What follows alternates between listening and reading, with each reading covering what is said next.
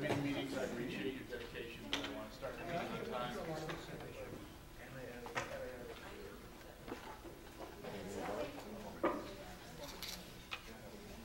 All right. I'd like to welcome you all to this meeting of the Region Public Board of Education, October 19, 2015.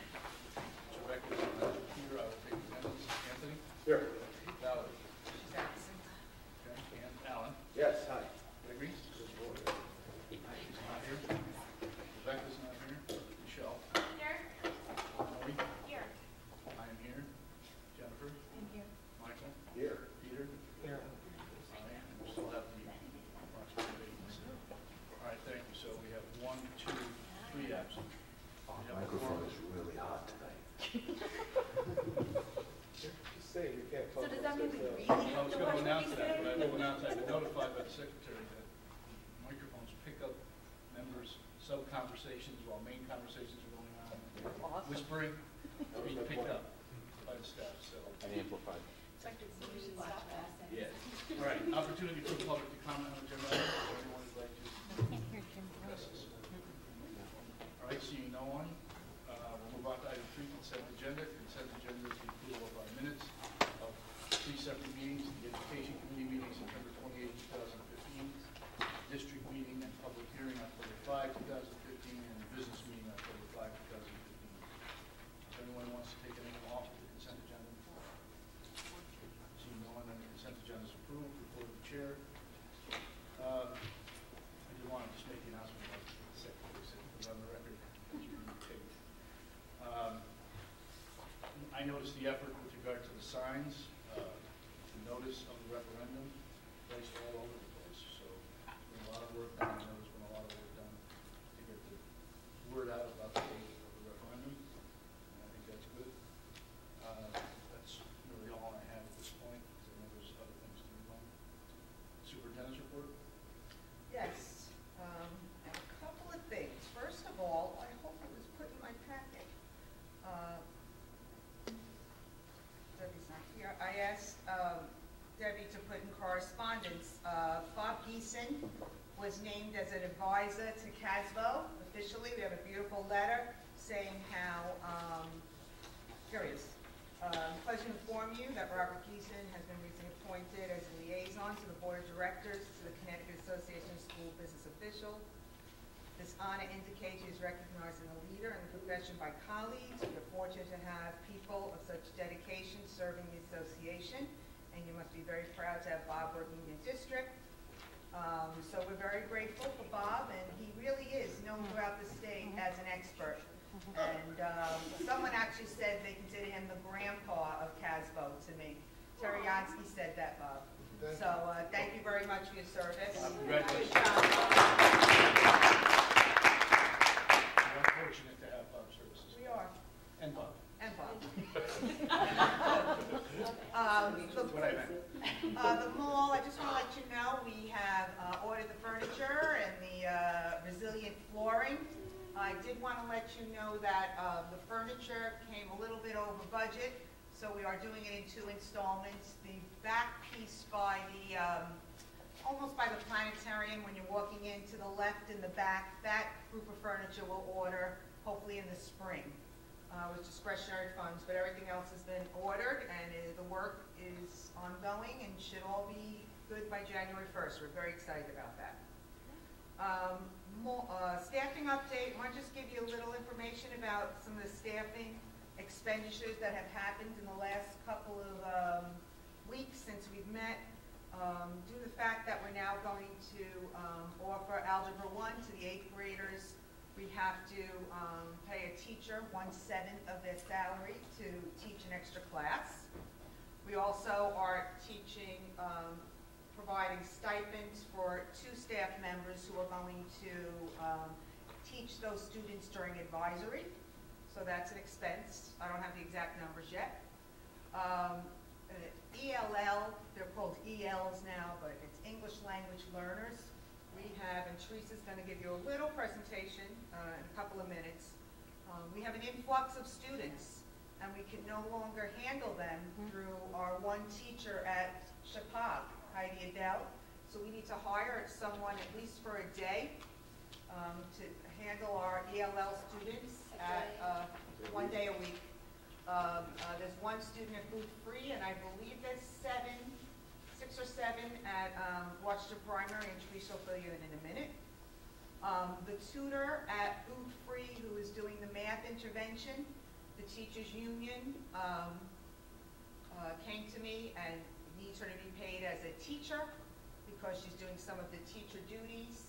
So she has to be paid for part of her time as a teacher. She is a teacher.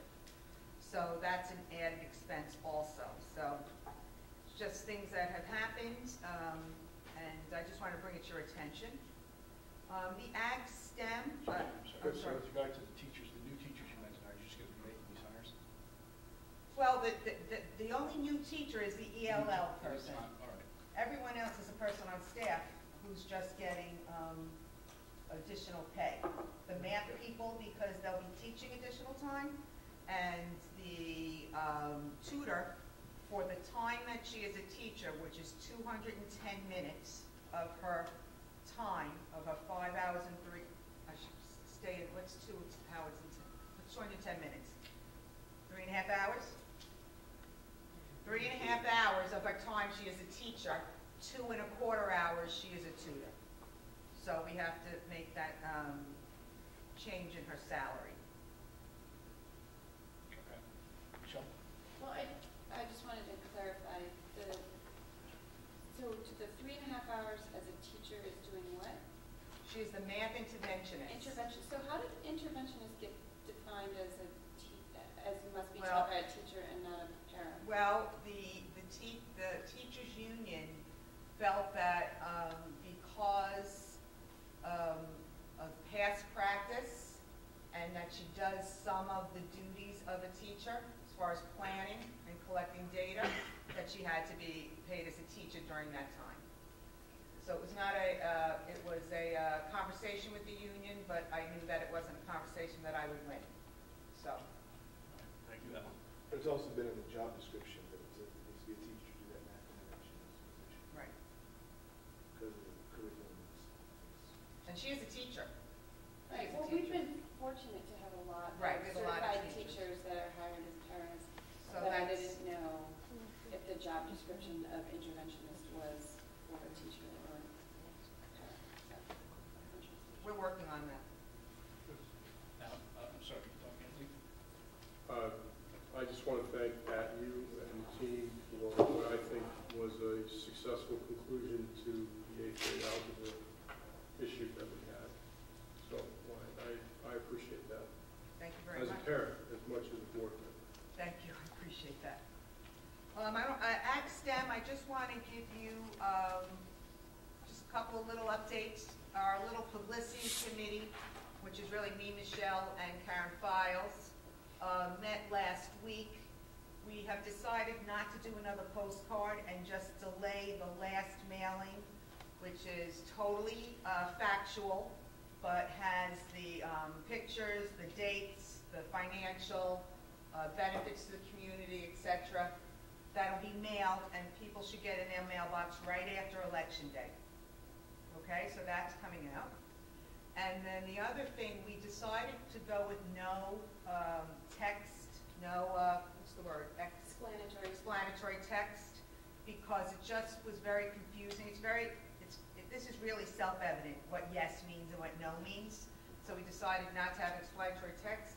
And I think Michelle got some information today from Bill Davenport. Well, I also went to the open house. Oh, you did? I did, and it was fantastic. And if it's okay, can I just share a Sure, few things? please. I learned a bunch of stuff.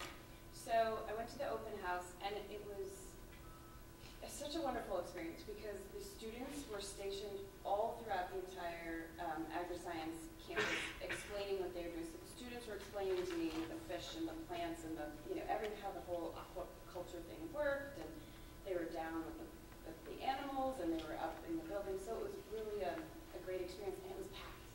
It was packed with 8th graders and their parents walking around.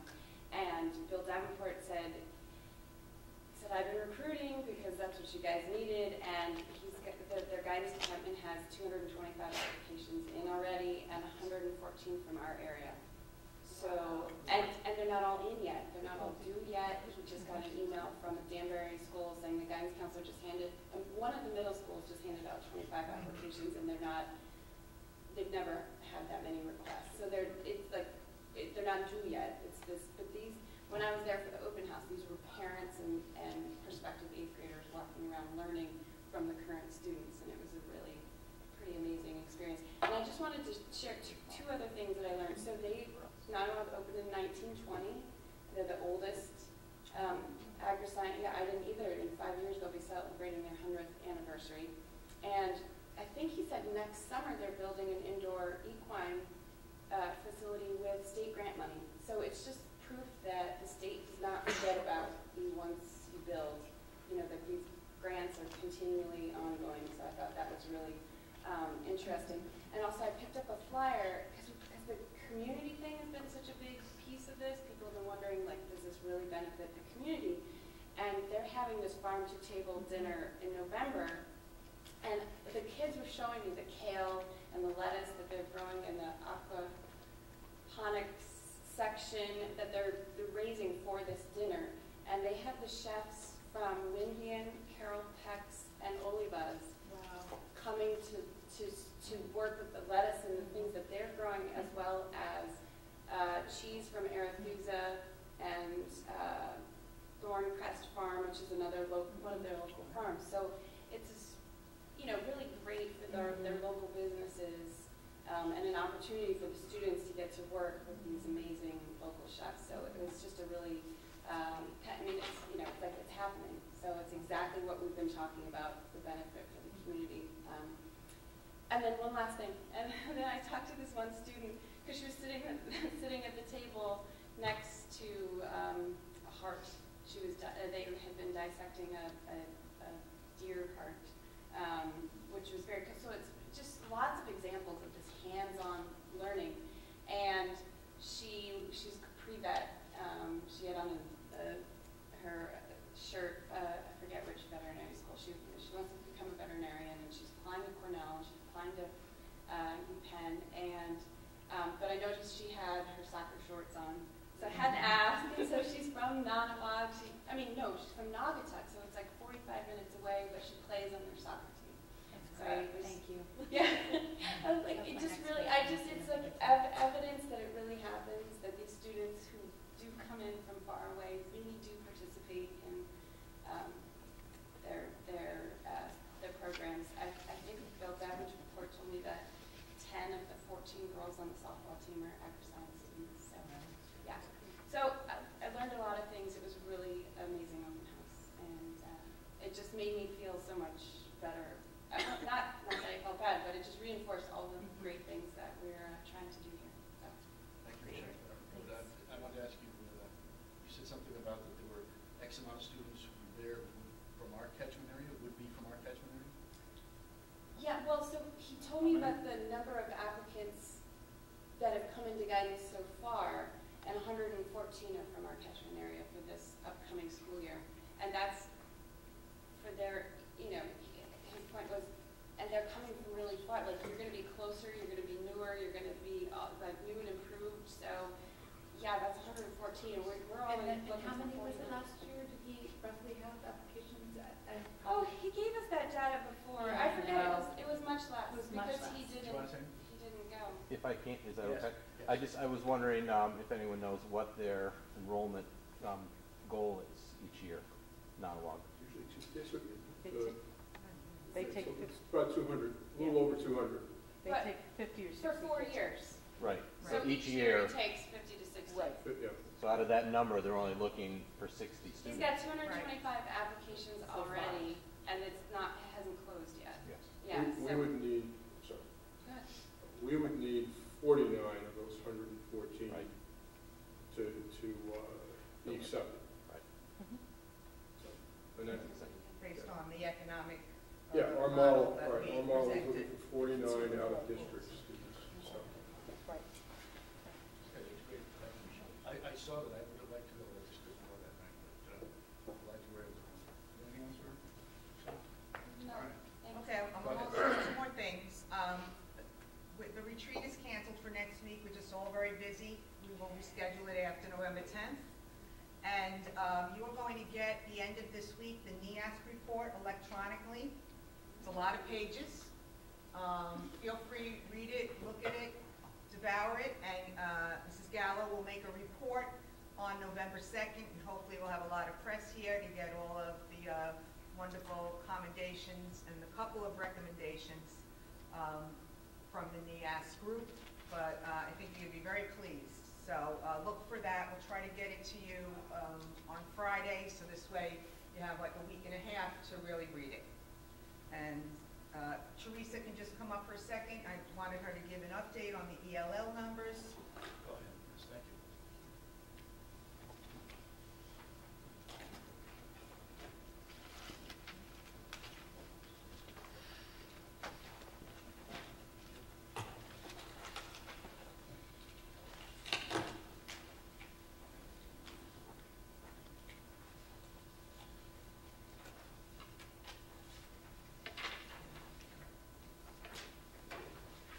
Same one.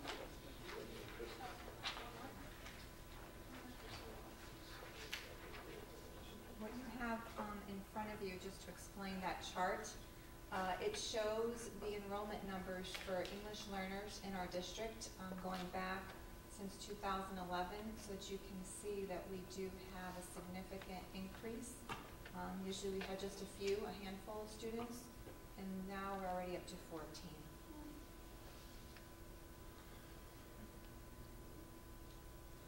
So we wanted to just share this with you so that you can see we do have a little bit of a change in the population, although it's not Can you break- large. Yeah, can you break the numbers down where? The majority of the students are in Washington, between Chippewa and Washington Primary, and there was one student at Booth.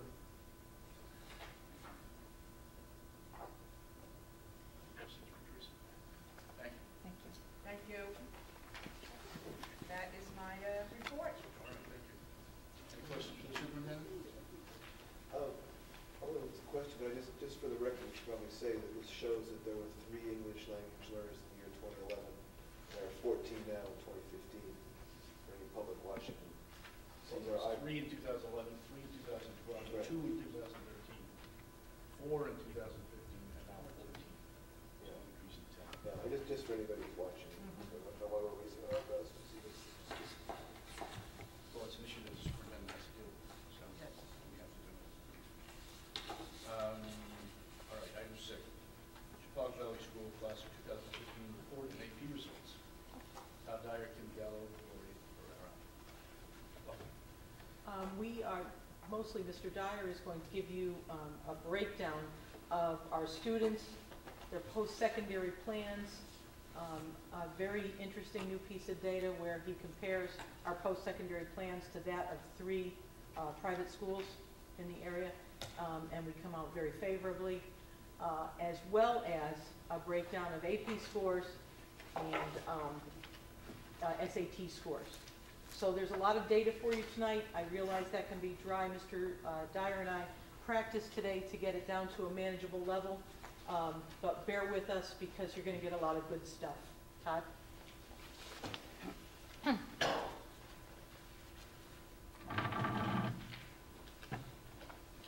Good evening. Each of you should have a packet, and you also got digital information sent to you earlier.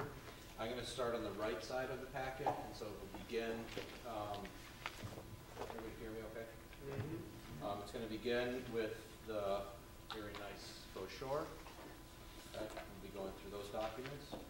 I provided this for you just so you can see, this is a taste of some of the programs that we offer. This is our scholarship night. This is our 3rd year that we did that this past spring. It's an opportunity for us to celebrate our outstanding students and local scholarship recipients.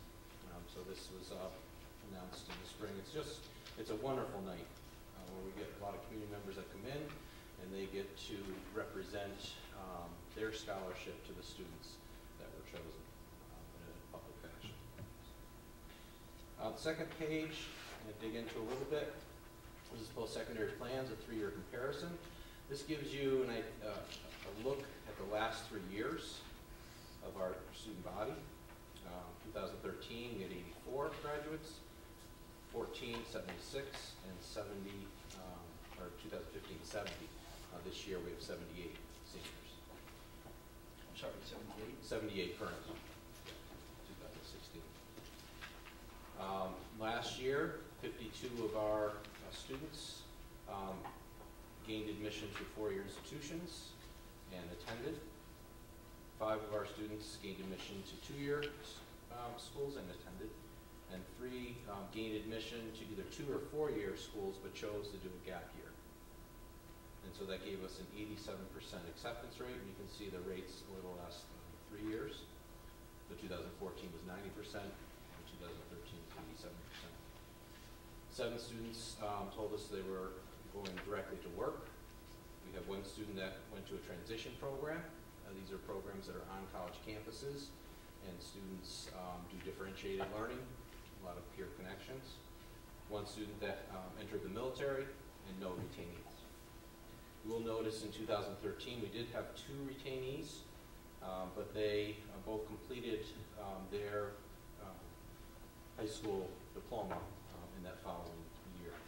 I'm sorry, that's a student who's over 19, is that right? Retainee? Nope, they did not graduate with their class in 2013, but came back and graduated in the fall semester.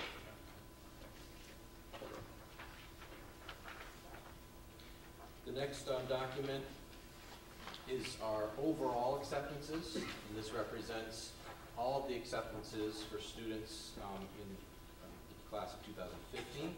This is a straight list, and we are, if you turn behind you against the wall, are working to replicate our most competitive and highly competitive schools with banners.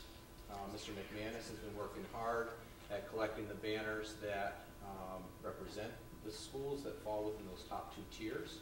When I first asked him to do this, he said, well, okay, we'll look at a wall. And then he came back and said, as we start this process, you realize it's going to go around the library, right? Because we have so many schools that students have gotten into.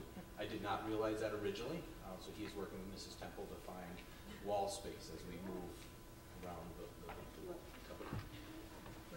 That should be a good program. The next document represents, so that was our listing of all the acceptances. There's a lot of decisions. If you look at the next document, it's the future educational plans for the class of 2015.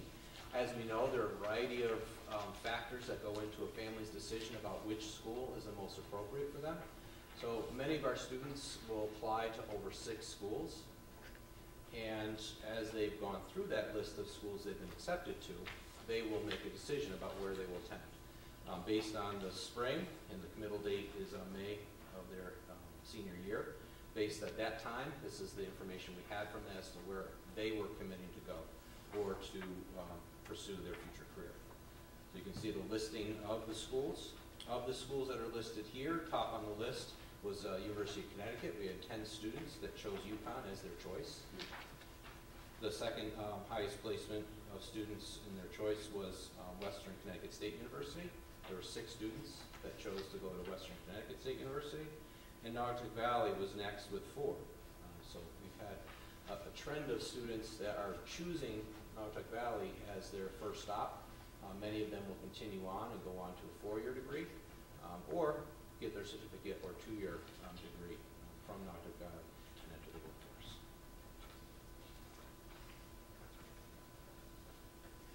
Okay, our next document is declared majors and post-secondary plans for the class of 2015.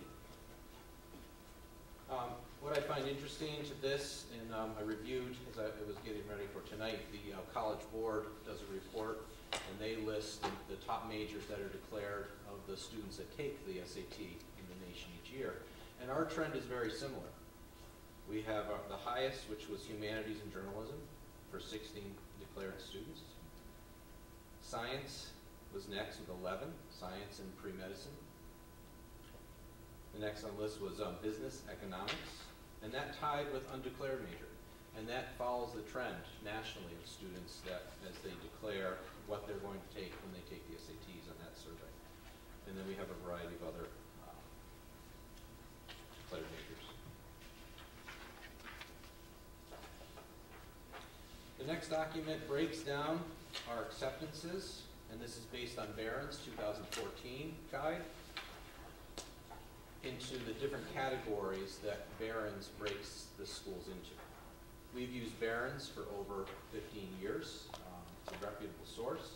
It is one of the markers out there. There's quite a few, and each of them have their own formula and their own way of defining competition in the college process.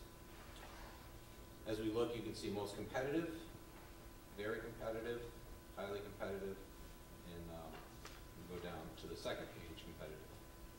Some schools are called specialty schools, and even though they would be very competitive to get into, they're not rated by Barron's.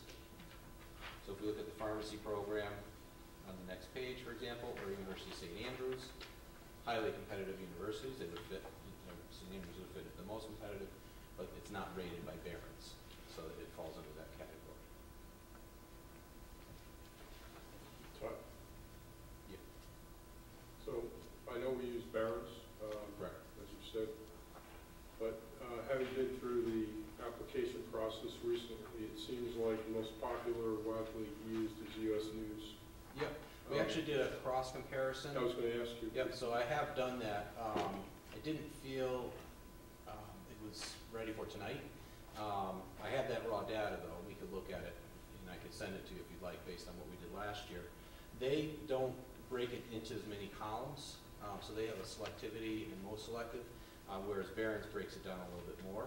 I think and I heard this from the board last year as well, the concern is that many people are familiar with U.S. News and World Report, not as many people are familiar with Barron's.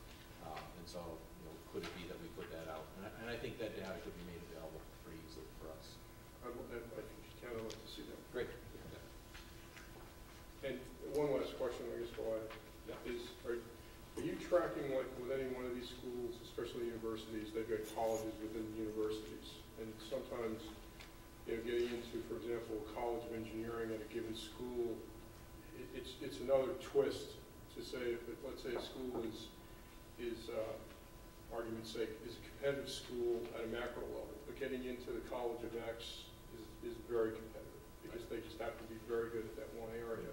Are we capturing that level of data? We have not done that level of looking. You could do the same thing for like a theater program, for example. So within a university or college, their theater program is very exclusive, or other majors. And the competitiveness on that particular major is going to far exceed what the general application is. We have not. It would be easy to track that because we have tracked where kids have gone and what program they declared. So it would be pretty easy to put that together, but we haven't done that yet. We haven't gotten to that level. I mean, my recommendation would be to track that, because I think as kids are going through and thinking about certain majors, the school's overall ranking is interesting, Yeah. but especially when you move into a job market, people are going to come recruit out of that school, and the school's attractive because of that particular program. So I think it's a good data point. Yeah, like I said, it would be really easy for us to recreate that. In terms of publicity piece, that's something for me to consider as we go forward. Because as it is, the Barron's, I don't know if it's universal appeal, so that's why the U.S. News and World Report, they would make maybe better publicity. That would be a selling point if we highlighted those acceptances on their own. I think that would be key. And that's similar to like the UConn pharmacy program. That would be another example. Those students would be had. The next sheet is the competitiveness, and this gives you an 11-year view. One of the things one of the reasons Barron's is nice is that we do have a longitudinal basis to see from 2005 to 2015. And last year's acceptance rate for the most competitive schools puts us 5th overall in the last 11 years. So there were years that we were definitely stronger and years that we were weaker. Of the 70 students in the class, we had 65 applications and 17 students were admitted to the most competitive schools in the nation, according to Barron's. The highly competitive schools, again, 70 students, 92 applications, the highly competitive schools, 50 were admitted, 50 students, and that gives you a 54% acceptance rate in the most competitive, or highly competitive. And that is 5th overall as well. So a good year last year, definitely looking to have a stronger year this year as we put application to most competitive and highly competitive schools. I'm sorry, I just wanted to clarify how to read this. I just realized, most competitive, highly, very, is this very or is this highly? Highly is your next competitive level. So No, it's but I most- mean, there's a break here. Does that mean this belongs together or does this belong together? Goes down. I see what you're saying. It kind of goes left to right and then it goes. Oh, no, I'm sorry, the Bryant is under very competitive. That column Okay, so there. so we kind of break there. Yes. And you're speaking with, I presume you interact with the parents as well as the students? Correct, yes. In your interaction with the parents, what drives in their decision-making process? There are various factors Yeah. parents have to take into consideration. Do they speak to you about those factors? And if they do, what are they? In terms of their final decision or application? Oh, Okay, so today I spent over half an hour with a woman on the phone who was trying to narrow the list of 25 to 30 schools down to just a list of schools that she's going to have to apply to. And one of the pieces that she was considering was the early action process and decision plan versus the early decision. Early decision is a binding agreement, early action is not. There's definite advantage to early decision in the application process for students. You know, that's very clear if you look at any of the statistics. Whereas early action gives you a slight advantage, but not the same advantage as an early decision. So that was definitely one of the factors. Weighing that between an early decision and early action is a really important decision as a family and as a student. Because if you do gain admission at early decision, then you're locked in. It's a binding agreement between the student and the school. Location, program, so this was one of the other factors, and competitiveness. Both in their overall competitiveness and then for this particular student's GPA, test scores, and then resume of activities. Location seems to be one of the highlights for them because we talked about a school in Buffalo, and that was not going to be on the list.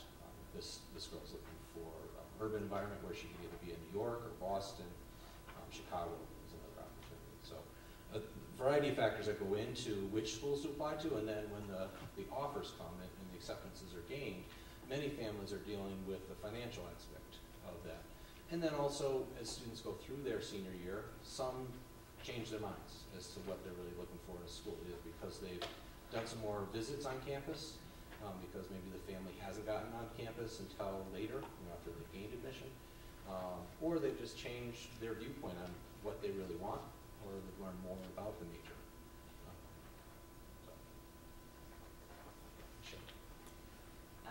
I'm just looking at this now, so it's not very scientific, but I'm just looking at the list of most competitive schools, and it looks like our students got in, but very few actually went to those schools. And So I think that goes back to Peter's question. yeah, so I guess finances might be, if you could just speak to a little bit about that. It just seems like you worked so hard, and you actually got into reach school, and then you don't go, I think.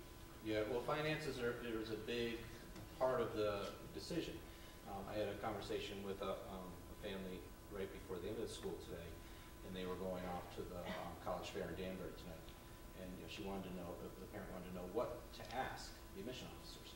And one of the questions that she said is, how do you fill that gap between what the government says that we can pay and what the school may cost? So for example, say her EFC, and I use the example, because she does well, her example may be that the government says she can come up with $30,000 a year, and the school costs $45,000.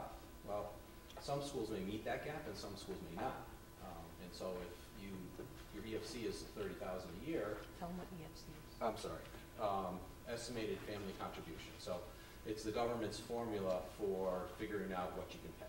So they plug in all these numbers and spit out a number that says, okay, you can come up with $30,000 out of your pocket, let's say, for example, for argument's sake. And if the school costs $45,000 and they don't meet that gap, even though the government says you can only pay $30,000, the school still says you have to come up with $45,000. And so then the question is, and typically that 30 represents a variety of different monies, not necessarily just somebody writing a check for 30. It's maybe you're going to dig into home equity, or maybe you're gonna pull loans. So somebody to get to 30,000 usually is already in the hole somewhat. Yeah.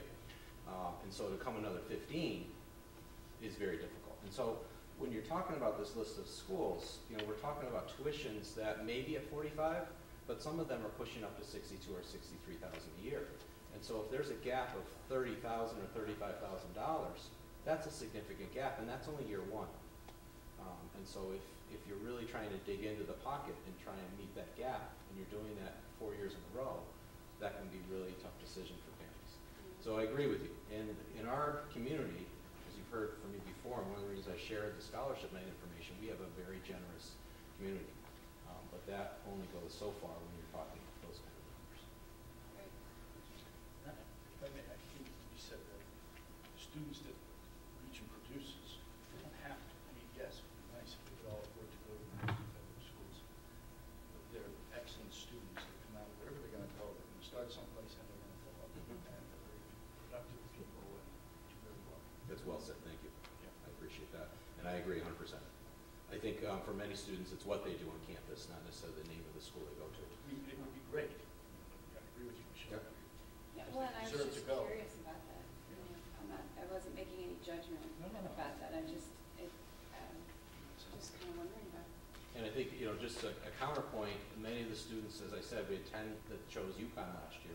To gain admission to UConn at this point, UConn is a very competitive school, and it is a great value. It's one of the best values in New England. So if you look at the prestige and the recognition of the University of Connecticut and the value that it represents for kids that are in Connecticut, I think that's why 10 kids chose UConn from the class last year. Yes, I have a question. We have a fund, but I presume it's small, that helps that people can get money for. Don't we have a fund? There are a lot of organizations that have funds that we give money and scholarships at awards night in June. So that all the towns have funds, PTOs give money. It's not in the school budget. But it's not in our school budget. I'm wondering if, because I bump into people, since I had kids in public ed projects, that some of these funds that these schools have are huge. And I'm wondering, with all the wealth in our towns, whether we shouldn't pursue, Last time, is that? as a Board of Ed, a more generous type of fund with all of the wealth that's in these towns. I mean, I have to say, out of our scholarship night, and that's represents quite a large variety of the scholarships, and not all, but most of them, we typically have about $250,000 that walks out of our school building each spring. So it is a large sum of money that is being contributed to our students' education. But I guess one of the problems, and I sit on 3 different committees for scholarship, and one of the concerns that comes up over and over is that the cost of college education has just blossomed. And it's a bigger problem for us as a society. I won't get into that topic today, but it's a question for us as a society, for sure. Yep. So the next document is a competitiveness. Some of you may have seen this article that I wrote for the Region in Review, but I thought it would be interesting to compare some of the area private schools to our college acceptance list, and really, put a nice statement out there that we stack up against the area private schools very well. And so there was 3 schools that some of our students have attended, or that at least talk about attending in our local area. Private School A, Private School C, and Private School B. These are straight off these schools' websites, so I didn't massage this information in any way, shape, or form. These are matriculated lists, and so they're example lists that the school has publicized on their website as to where their students have gone. And one of the things that I found very interesting as we looked through is that our list measures up very well. I didn't do an exact school-by-school analysis, but that could easily be done, and you could easily look through and see how we do compare with your schools. I thought that was interesting information to share. Yes, thank you for doing this. And the final document is a 5-year overall list by competitiveness. So this gives you 2011, 2015. And the reason I did that is because not everyone applies to the same schools each year. And so year by year, if we look back 5 years, we can see that there's some schools that are on there that aren't necessarily on the 2015 list. And so it's an even more impressive list if we look back that far. We can go back further in time, but I think that's recent memories, 2011, 2015.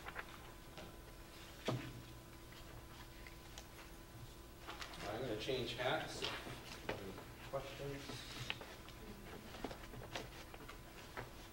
Okay. On the left side of your packet, I'm going to put on my standardized testing hat, and we're going to talk about AP, PSAT. Yes. Sir. I'm sorry. I didn't know which hat you were going to put on. Okay. Jim? That's what If you think about the college admissions, or I should say application process, looking at it from your perspective and the student's perspective, are there one or two things what are the one or two things that are highest on your agenda for improving or the experience? So I think, we've used Common App probably for the last, I would say, 4 years, maybe 5 years that we've used Common App. I made it a very purposeful decision not to go to Naviance eDocs a few years ago. And the year that I was on the fence about doing it or not, I'm glad that we did because eDocs crashed. And kids had a lot of problems with getting their documents through Naviance. Naviance is a program that we've owned for years. And eDocs is a function of that program that allows students to transmit their information to Common App. So basically, Naviance works as an intermediary between Common App and Naviance. So this year, we've subscribed to eDocs. Our students are using eDocs. I think one of the pieces with that electronic process for us is it gives us better record keeping. It allows there to be more transparency. So this parent that I was talking to earlier today, she had the 25 schools in Naviance. Common App only allows you 20. So she and I were making some decisions about which ones were going to come off the list, that were sort of iffy, some that weren't. And the nice thing about it is that she could be signed in her house, I'm signed in my house, and we're playing together on this electronic format. I'm sorry, is this a student or a mother? This was a parent. Parent. This was a parent, yes. And and so that is a similar experience that I have at my other high schools, where we've had parents highly engaged in the process. I am very student-focused, so I like the students to be in the conversation, but sometimes there's parents that are very much in the middle of that. So in terms of improving the process, I think the electronic documents, making sure students are familiar with the electronic format. We went into senior project and taught electronic documents to the kids. And one of my statements to the kids is even if you're not applying through electronic documents this year, all of you, or almost all of you, will at some point have an electronic application for a job, for an interview, for something that you're going to have to upload. So it's a very similar process, and it's intuitive. If you know how to do an electronic application, do it this way, you can most likely navigate an application at Dunkin' Donuts or McDonald's or places like that, because that's how a lot of them have their applications nowadays. You apply everything online, kiosks, and that process. So eDocs is a really big one. I think one of the other ways that we're going to improve our services is National Clearinghouse. We've subscribed to National Clearinghouse this year through Naviance as well. And that's going to allow us to track our alumni better. National Clearinghouse does a nice job of tracking students by their identification number and watching what they do over the 4 or 6 years out from high school. And that's something we really haven't looked at that well. And I think having Kim Laughlin as the alumni coordinator in my office helps, because she and I can work closely together on that data and really get the word of what is happening with our grads, what are they doing, where are they going, and then starting to tout that and tap into that resource as we move forward. So I think that's one of the big things. You taught eDocs, not to be, make a fair assumption, that includes your transcripts? Correct. Yep. And again, we've done the Common App process for years, and eDocs is the same process. It's just it's a piggyback on the Common App. The difference is that it's more transparent than Common App was. So I think that will allow everyone involved to be able to see what's going on in terms of the teachers, the parents, and the kids to be able to see where we're at. And is PowerSchool now the system of record for the transcript? Is that the source of that It document? is where the information is coming from. Right. PowerSchool and Naviance do not talk to each other. No, But the way it gets exported out of PowerSchool. Yep. Right. And I've been integral with Karen Files in building the object reports that make those transcripts, and have had a hand in it, and we did some benchmarking with other schools to see sort of what they look like, and along with Kim and Lori building what our transcript looks So like. that's a lot now, eDocs. eDoc is live, yes. Kids have uploaded. We've actually sent our first batch 2 weeks ago, and kids are working. I actually just talked to Emily right before the meeting about a question she had this morning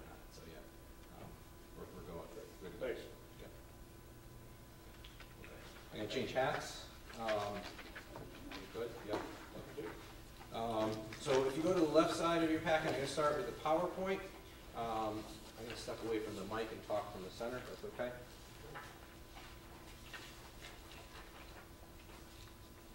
So I'm going to talk about AP first. I'm a huge proponent of AP advanced placement on slide number 2.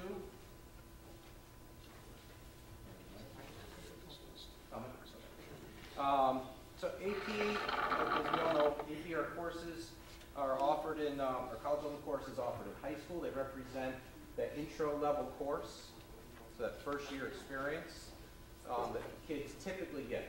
So AP, when they wrote the curriculum, we're looking at what that first-year experience looks like.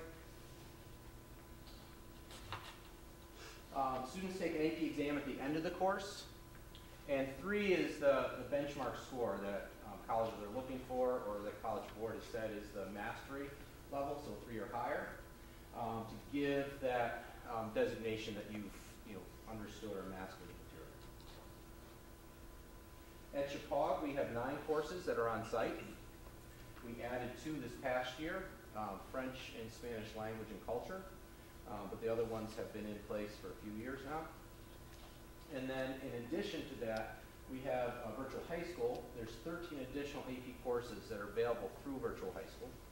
This year we have 9 students that are taking an AP course through Virtual High School. So really exciting that that can offer classes that we can't maybe manage on site due to enrollment numbers. Look, if you don't mind, what kind of classes are they taking? You know? You're going to ask that, so I wrote that down. That's an example. AP Art History, we have 1 student, we have 4 students in AP Human Geography. We have a student taking AP Chemistry and 3 students taking AP Government and Politics this year. Yeah, so it's a wide variety, and again, representing some of the 13. So at Chappaq, and you've heard me talk on this topic before, we have an open enrollment policy, which I'm very proud of, and because of that, the numbers of our students that take AP classes is very high. So this is a breakdown, and our Lori Farah did this aggregate on this data. But this current year, for the 78 seniors, there's 56 that enrolled in at least 1 AP. That represents 72% of the class. 30 of those are enrolled in 2 or more AP, which is 38% of the class. 19 of those 56 are enrolled in 3 or more. That's 24. And 4 of them are enrolled in 4 or more APs. When we talk about APs, at college campuses that give credit for AP, and there's a high percentage of, not 100%, but there's a high percentage of colleges that give college credit. Typically, that represents, each class represents at least 3 credits, usually 4. In some of the cases, if you score well enough, can represent 2 entry-level courses. So say you score a 5 in AP English Lit, there are colleges that will give you 8 credits for that. So you can really go into your freshman year with quite a few credits. Okay? So overall, there's 101 AP with the 20 students that are juniors. Of the 51 juniors, 20 are enrolled. So great participation at Chappaq. This is consistent with our trend. As we look at the AP scores, we're going to see the counterpoint to this argument. But in terms of participation, huge success there. Students take AP classes for a variety of different reasons. AP represents rigor for colleges, so when they read transcripts, they're looking for AP and honors classes at our most competitive and highly competitive schools. They also take it for the experience. This is not up there, sorry, I'm talking too much. For the experience of taking that level course, and then also for college credit or college advancement. Some schools that don't offer college credit will allow you to advance. So if you take AP Bio, get a strong score, you can bump into the next bio, which allows you to take more classes on campus. Okay, because of the rigor, we really looked at what the value of our GPA is, and we did a reorganization, and the current weighting is college prep is worth 1, honors challenge course or honors course is worth 1.15, and AP course is worth 1.20. We did some benchmarking of various schools, and we found that our 1.05 really wasn't giving the recognition for what the weight of the course and how much more goes into that. At Chappaq, like other other schools, the increased focus on representing that rigor of a college course includes taking the AP exam. And so for this year, we are offering students the opportunity to either take the AP exam or the course final.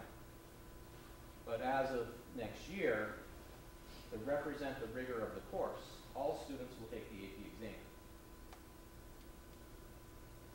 We've met with the families and we met with students to talk about that. Okay? The reason here is in the second paragraph. In 2014-15, although we had such a high percentage of our students enrolled in APs, only 27 students took the exam. So we have a very low participation rate in the AP exams, but a very high participation rate in the class. And we want It's never been required. It's never been required before. It's been optional. Yep.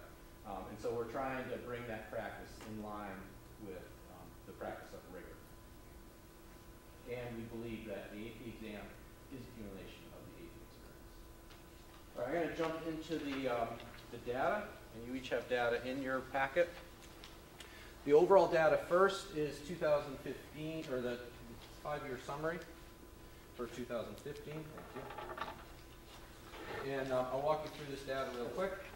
Up on the top line, and I'm on the right side of the report, where you have the boxes 2011, 12, 13, 14, 15. You can see our total number of AP students, and again, it's listed as 27. That's not accurate because we just saw the numbers of how many students are actually enrolled. But in terms of national reporting and what is recognized for Chappaq, we only get credit for kids that take the exam. So our participation rate on a national scale, when we get looked at for other schools, both in Connecticut and nationally, is much lower than what is real. We have a much higher participation rate in AP, but you only get credit for it if they take the exam. Okay. So that those 27 students took 41 exams, again down the 2015 line. 19 of those exams received a 3 or better, which is considered the benchmark proficiency, and that gave us a rate of a 70.4. Okay, so you can see where our score came out. It's the second highest in the last 5 years. The top score for AP was in 2012. Okay. You can see Connecticut scores and the national scores. I do feel that this practice of having the students take the exam is going to increase our overall scores. Because each year we have students that do not take the AP that would do well. And that's been a question for us. Excuse me. For AP students with scores of 3 plus, higher, 3 or higher, is that 19 of 41 exams or 19 of 27 students? It says students. Sorry, I think I misspoke. Okay. It does say AP students with scores of 3 or better. So on the right. some of those students could have taken more. Correct. They would one have. exam and be counted at least for getting 3 or higher in one of those exams at least. Yep. Right. Yeah, but out of the 27, 19 scored a 3 or better, is what that's saying. Okay. And I think I said it the other way first. I apologize. I think what he's saying is of those 19 who scored 3 or better, some of those could have taken multiple exams and scored 3 or better, and we wouldn't. Correct. Right. Yes. You wouldn't know how Yeah, many. and because there was only 27 students, many of them had to take more than one exam to get Yeah. to 41. Right. Yep. And 2 questions. If you're looking at the students who do not sit for the AP exam, I'm wondering if one of their reasons has to do with they know ahead of time that the college that they're interested in will not give them any college credit for the AP exam. While preparing for this last year, I interviewed all of the students who chose not to take exams. I went into the classes and interviewed them. And there were a variety of reasons. One of them was exactly that. They knew their colleges didn't take that into consideration, so they couldn't see the point in taking a $75 examination. I'm aging myself. It's now 90 this year, right. Another one was that students felt that it put them under a great deal of stress that was unnecessary. And another one were students who took the class to get the experience, but knew that they really shouldn't test out of, say, biology, because they didn't feel particularly strong in it. So perhaps they would have gotten a 3, but they wanted to take biology anyway. So there were a number of different reasons. Kim, you also mentioned the cost, and I'm wondering if that was a factor for some students, or if the school has actually money. Yeah, we for don't the allow that to students. be a factor. If we'll find the money if the student needs to take an exam. That's not a factor. Great. Yeah, for the last few years, I've put in, I think it's at least 3, but maybe 4 years, I put in my budget a fund for students that don't meet the free and reduced lunch criteria, but still have academic or economic need, and they just have to work with me to sort of explain the situation. Last year, we covered the AP exams for 2 students. Great. Hold on a second. Have we thought, should we think about putting that in as a normal budget item, that we pay for 100% of the exams? How much is the exam? It's $91 per exam. Yes, I think you should. Just Just really push this. especially to make If it we're gonna make it mandatory. mandatory, I think we should pay for it. Probably should. Yeah. Cover something. It's mandatory in many, many, many high schools, and they do not fund it, just so you know. I mean, you certainly can, but I'm just saying to you that that's not the norm out Why there. don't you make that part of your, if I may, Maybe part not of all the of budget it, but at presentation to least the superintendent? some of it. Include that. Would be interested in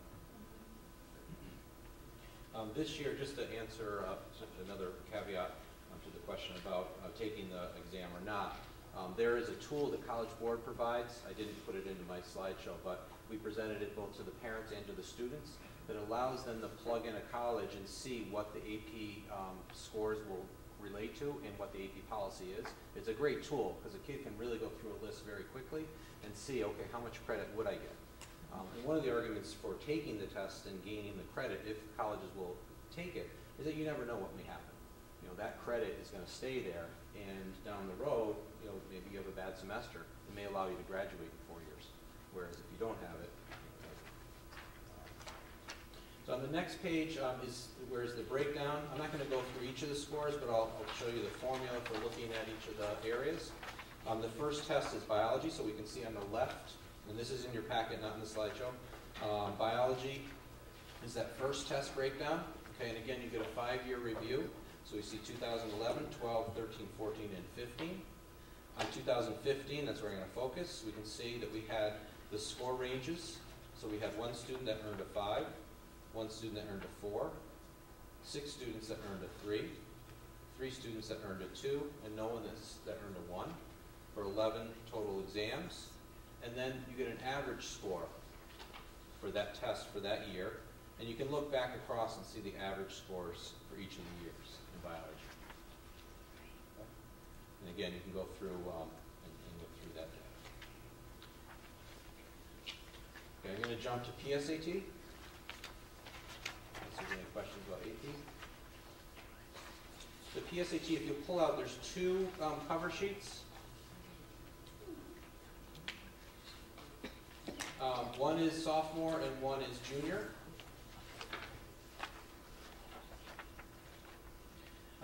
For the last 5 years, we have tested our students in the gym on the school test day of a Wednesday. So if you look on the sophomore and junior participation rate, you can see that we've had a nice increase overall. And this last year, if you look at the bottom, we had the highest participation rate that we've had on the PSAT. PSAT, as you know, is the practice for the SAT. This year, through a variety of meanderings in the legal system, there was a decision by the state that SAT will now be our test for juniors, and the SBAC is gone away for juniors. Once that decision became known, Dr. Costantino made the decision that we would offer the test with no charge, and that was really exciting news for us because it meant that our kids, the more of them, were going to take the test.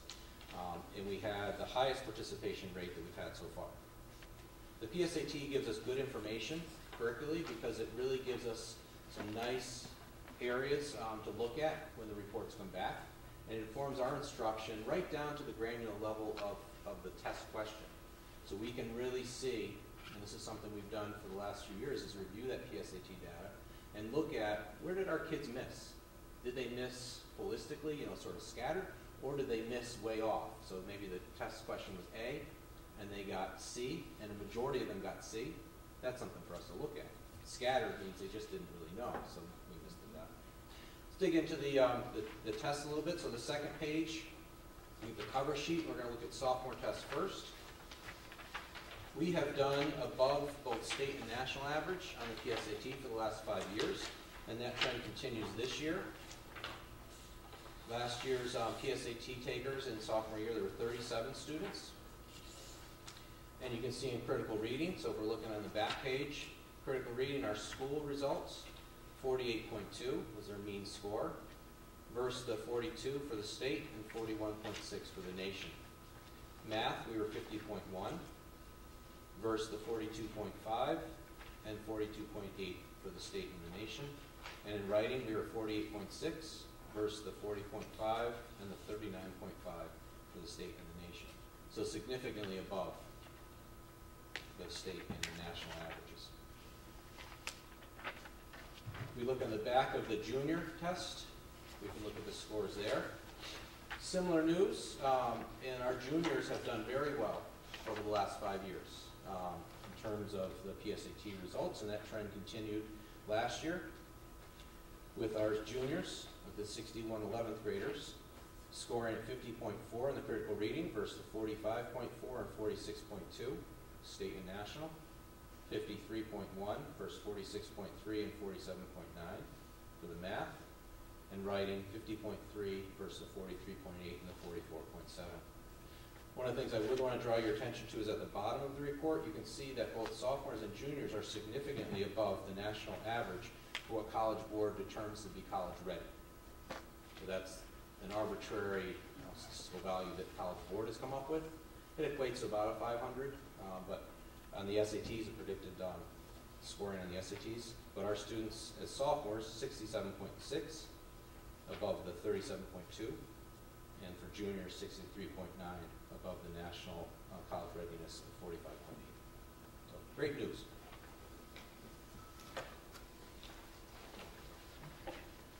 Michelle, I'm sorry. Oh. I just have a question about the PSAT. Since this was the new test, have they told you about how long they expect it's going to take to Late December, early January. I'm hoping that we get it back before then, but we'll see. Okay.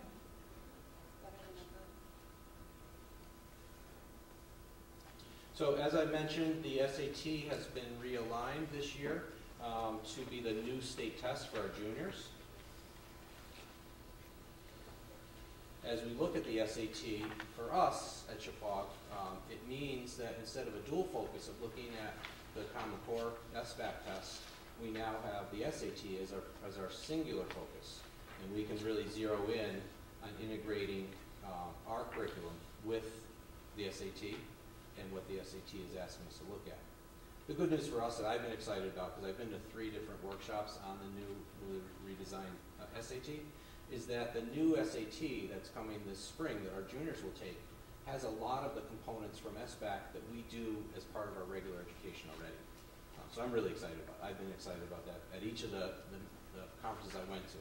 Every time they started talking about the best practices in education that they're going to test, I know that we do that here, and so I'm really excited about that. But we're going to work this year to embed SAT thinking and practice into all of our areas in our curriculum. That said, our scores at the top, you'll see on the second page, if you dig into the SAT data, I'm on page 3 for our scores for Chappaq. The mean scores for Chappaq are at the top, so if you look at table 1, overall mean scores, and you look under the heading critical reading, you see the mean, the score is 515. Under math, the mean was 499, and under writing, 524. And to give you a reference point, down below under table 4, you get state and the total group scores there. So critical reading, math, and the writing.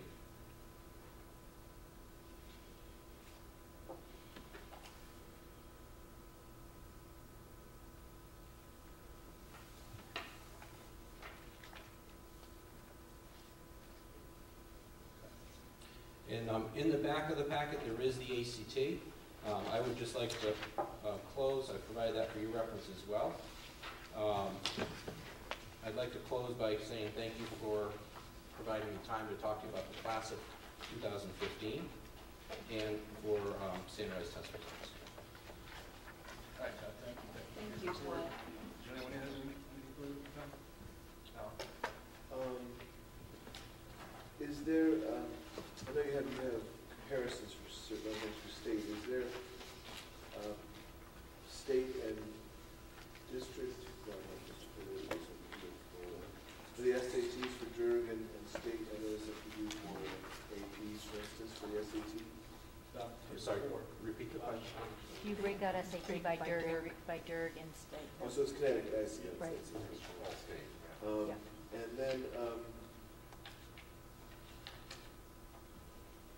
There is, Alan, a district-by-district report that's put out by the State Department of Education. In terms of comparison, I did not share that today, but that is easily. that's available easily. Yeah. The ACT is, I know that in some cases it's taking precedence over APs and SATs. And it looks like our performance could be better here. Yep. Yeah, we had 34 students, so it represents a much smaller pool of students for us. I think the question, because the question, when I went to the conference, started going to the conferences in the spring, there was a lot of lobbying that was going on at the state level about which would be the test. There was a lot of buzz about whether it would be ACT or SAT. At one of the conferences I went to, SAT people were on this side of the corridor, and ACT were on this side, and they were giving each other evil eyes. As we found out, over the summer it came out that SAT will be the choice, and that will be the direction in what we're going to be measured against. And majority of our kids do take the SAT, so that is a focus area. We've had students do incredibly well on the ACT, but they're a much smaller percentage than the SAT. Can you just speak briefly about the ACT versus the new SAT? Like, are they different kinds of tests? Do you feel like our students would be, in general, more prepared? I mean, we're talking about how we've been doing SBAC type teaching, and that aligns really well with the new SAT, but where does the ACT fit? What kind of test is it, do you know? The ACT, compared to the new SAT, the new SAT is actually, I think, answering some of the questions that they were losing business to with the ACT. So they've restructured their test to be more in line. They're going to have a science piece, which they never had before, and it's Who's going to science? SAT, I'm sorry. SAT. SAT never had science before, whereas ACT has had science as a component. The essay being optional this coming year is something that the SAT people have redesigned, whereas the writing component really wasn't an essay like the ACT was an essay. It is now going to be a standalone score that I think the SAT people are hoping colleges like, because they really have not liked the college board's writing section. So it's going to be an additional test, like the ACT. At one of the workshops, the Kaplan people were there, and they said, in many ways, the ACT and the SAT are going to look a lot more alike, where they've got some cross-curricular analysis. You get a couple different score ranges, where you get to see, in addition to a straight score, some cross-comparison. So your analysis in science, analysis in history is going to be a sub-score. And so you can see how you do with those different subject areas compared to each other, where you still have the two main scores on the SAT. Okay.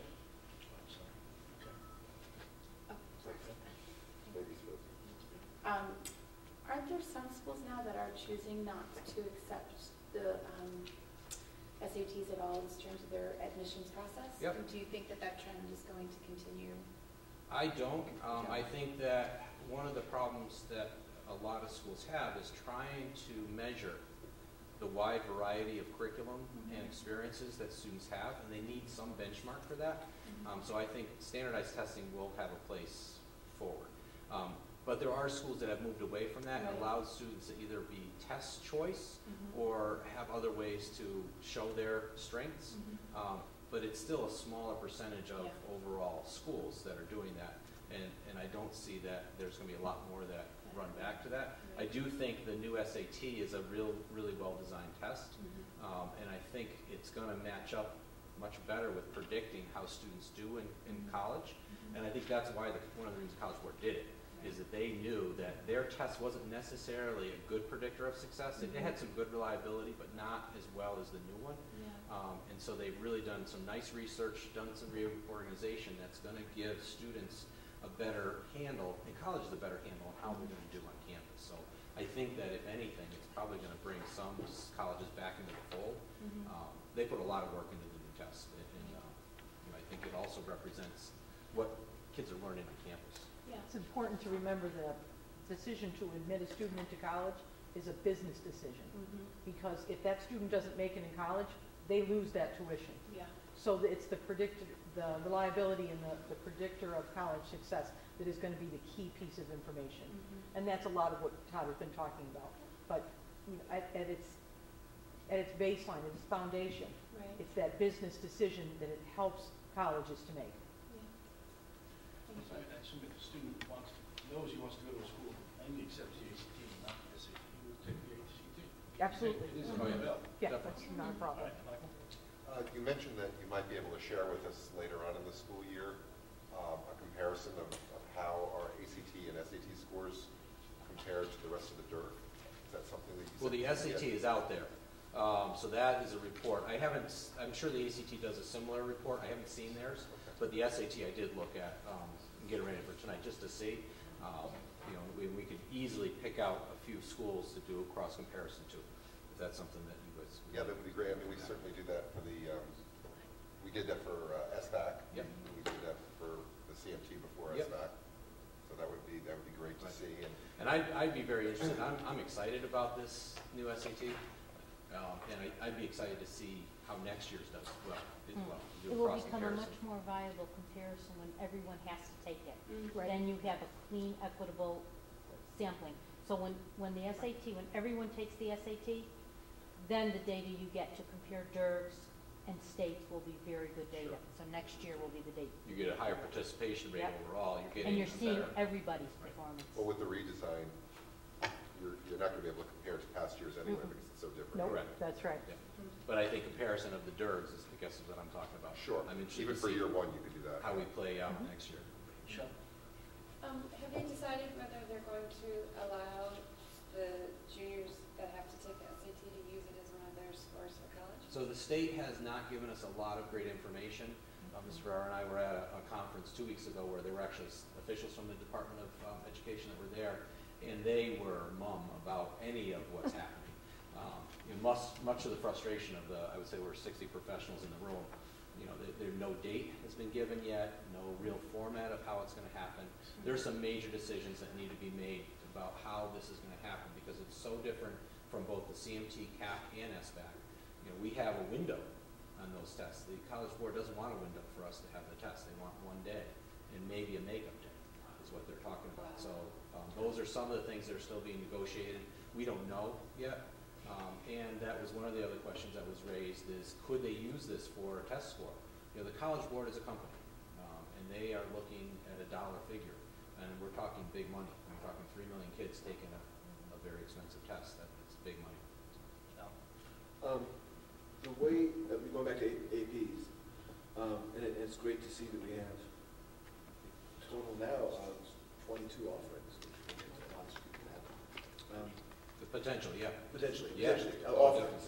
Yep, very exciting. One question I have is that I know that there are two ways of handling advanced placement enrollment. That there is that you have to either literally test in or show some prerequisites or some arc in your previous GPAs to be able to take an AP course. Correct. And then there's open enrollment. Now we choose the open. We have open enrollment, but you have to have the prerequisite courses. So you Right. couldn't necessarily go into AP Calc if you've never done Algebra 1. Right. Right. You have to at least have completed the coursework up to that course. But we have open enrollment, so if you say you hadn't done as well in your math career and you got C's, we have a recommended enrollment of a B+, but we will allow a kid to choose to go into that course if they really feel like they want to take that challenge on. Right. And maybe some of the kids hadn't blossomed earlier as they maybe went through the year in their senior year or junior year. Can I add one thing for the board? That one of the things I think that maybe you're thinking of, Ellen, that I want to share with you is this. Even when all students take the AP test, even when all students take it, it is always the individual student's discretion whether to share it or not. So if you take the test because your school says you must take it, it's not automatically shared. You as the student decide when to share it. To share it with your prospective college. Yes. organization. Right. So we may say to the student, we want you to take the test to have the full college experience, to see what it's sitting for a rigorous exam, sustainability, grit, to see what all that looks like. But once the student takes it, he owns the score. But what I'm actually thinking about is the other aspect of the scores are owned for that student and their college application experience, but they're always exposed as far as the way The aggregate data for the the aggregate district, data. yes. And that is, from what I understand, is a tricky issue as far as how we appear in the dreaded rankings. Mhm. And it's hard because we have, to me, it's a catch-22, and I'm glad I'm not an administrator here. We have debated because you must this. debate this every week, because you have Let's to say deal with heatedly. how you provide the greatest opportunity for your students and allow each of them to achieve to their, even beyond, to be pulled, if not pushed, to be pulled to a greater level than perhaps they've exhibited as juniors, for instance, or as sophomores if they're junior APs. So that's one side, and that accomplishment helps them and helps the school. And then on the other side, you have to deal with the fact that your aggregate scores are affected by those decisions as well, which in turn may make it harder to populate the school with students who are given that opportunity that is afforded them when they're able to challenge themselves regardless of the strictures of another system places on its AP. And if I'm being circuitous about what I'm talking, it's because we're in a public board meeting and I'm trying to balance. You said it accurately, though.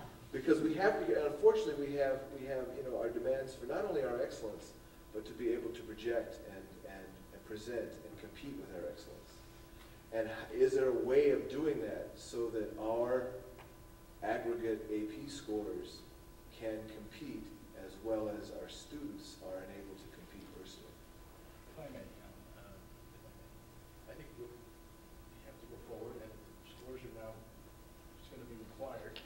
We just publish the data. It is what it is, and we hope that it will improve by getting into this cycle of the requirement of the taking. If we can manipulate the data. No, it's not manipulating the data. It's the thought, and I think it just has to be put out. as Laurie says, it's heatedly debated because it's not so much what we put out, don't put out. It's the fact that there are independent third parties who rank schools based on the aggregate data, and that we most likely, if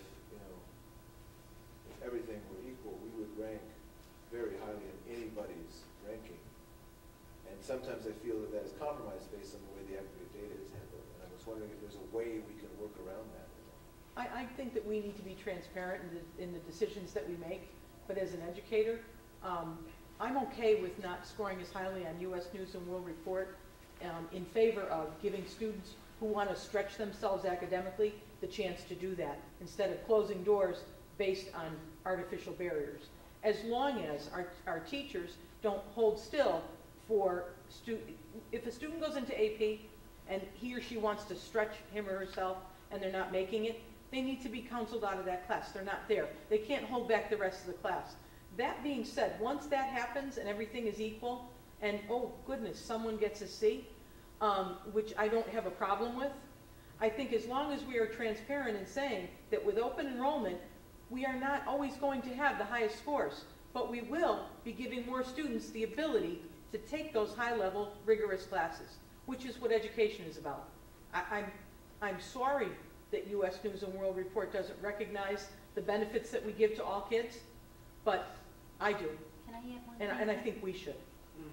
One of the other things, Alan, that, because I agonize over this decision, one of the other things that makes me feel good about the future is this.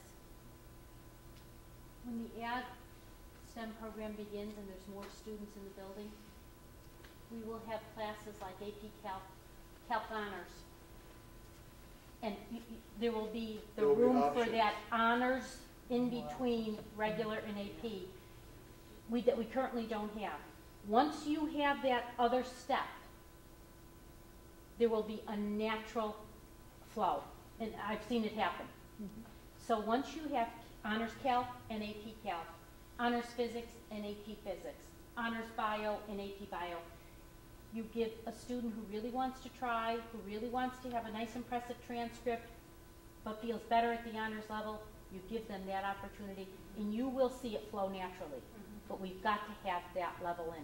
When that happens, you will see a natural flow. So there's a different level of Yes. challenge available to them. Yes. With a bigger population. Yeah.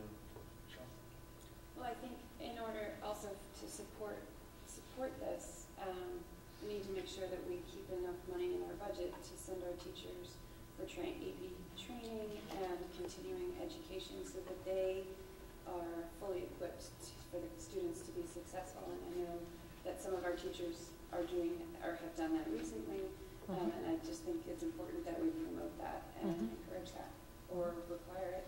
Require it. We do require. We do require it now. Good.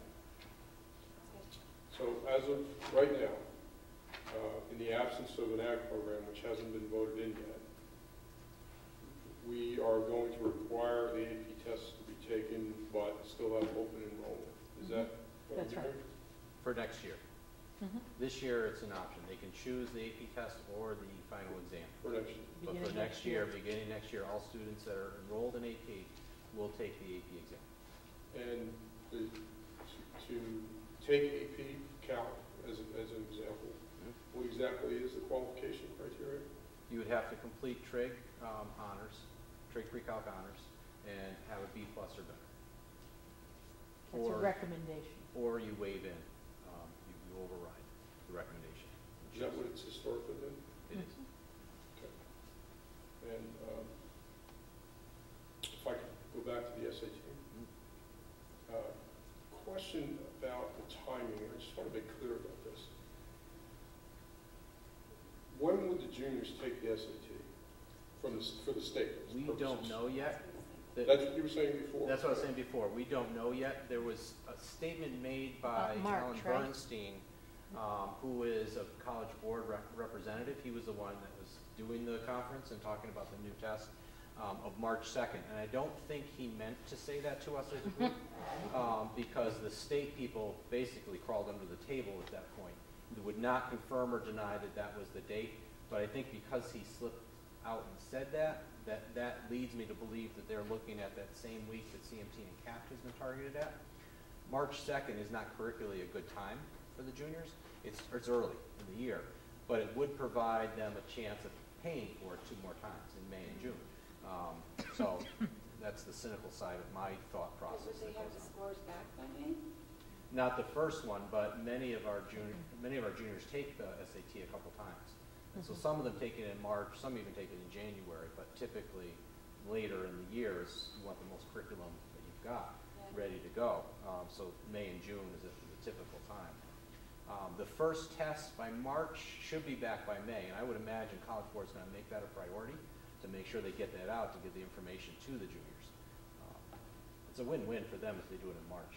So is there, sorry, I follow. So is there, in years past, or now as we start thinking forward, especially since the SAT is going to become more central to being a junior, right? With prep courses, college prep courses, have we thought about sponsoring SATs. SAT? Thank you. Yes. SAT prep courses on weekends, and as opposed to Yes. one Saturday morning and then it's one and done, as opposed to a series of ongoing. In addition to that, our curriculum is being planned to have kids in that headset of SAT. So it's not just a prep course, it's what they do every day in their classes. So if the timing of the test, the Connecticut State test, works to support the application process, then that would be a net benefit. Yes, it would.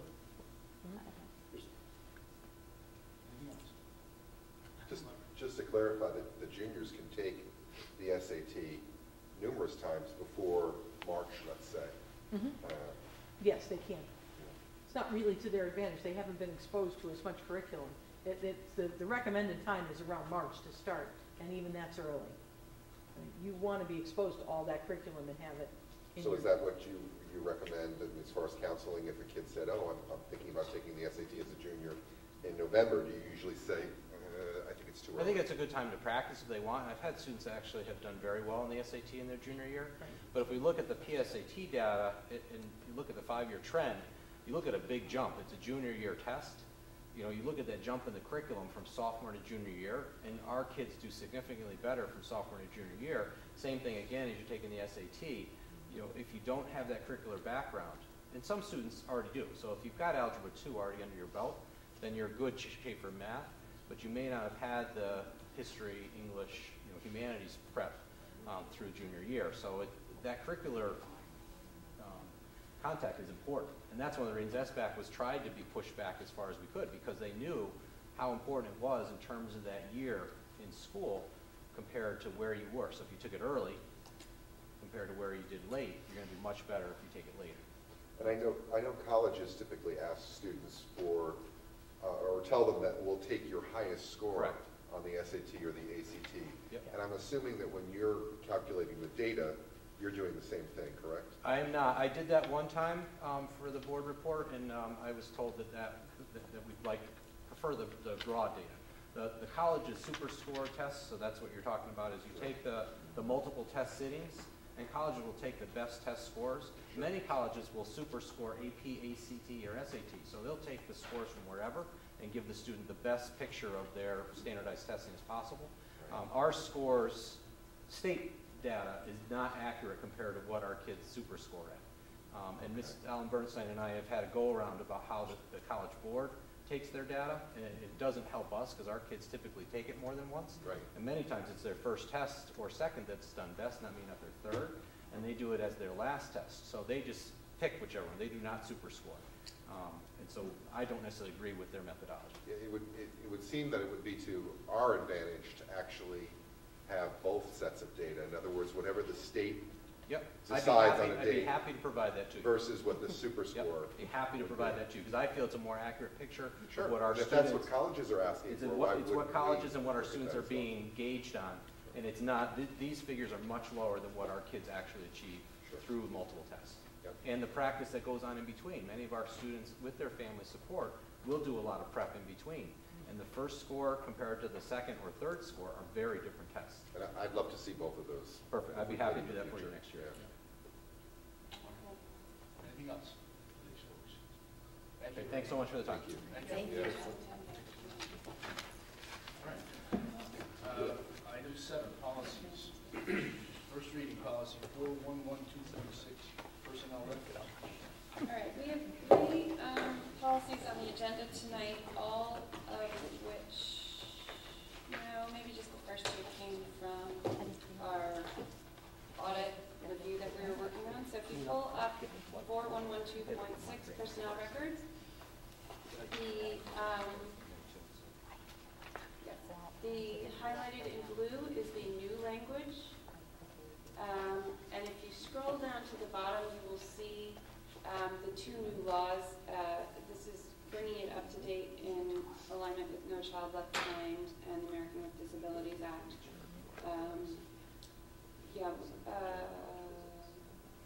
We have not touched this since 1998, so that is why this is being Is there a looked motion at. to approve this for first reading?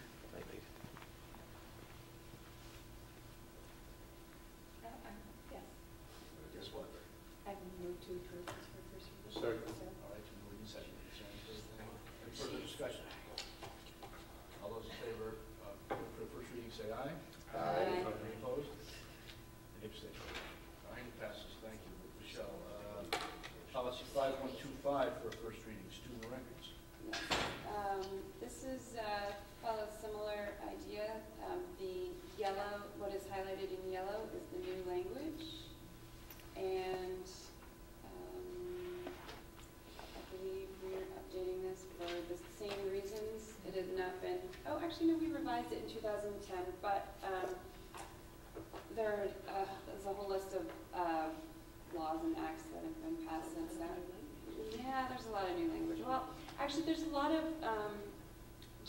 definitions that were added, CAPE added them, and so we decided to keep their language. It clarifies the policy. One of the changes that you'll notice is that students now need to be 18 years or older for the policy to go into effect. That's kind of, yeah. All right, is there any questions on this, on the motion?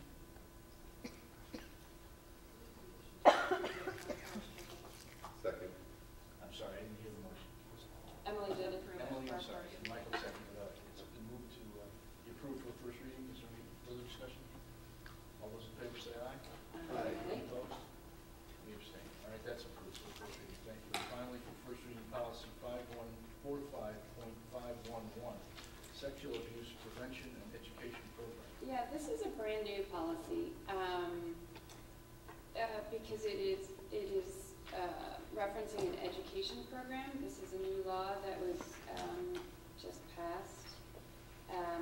We, just so you know, we did have other policies about reporting of suspected child abuse and sexual harassment, but this education program in the prevention of sexual abuse is new, required by the state. So that's why this is entirely new.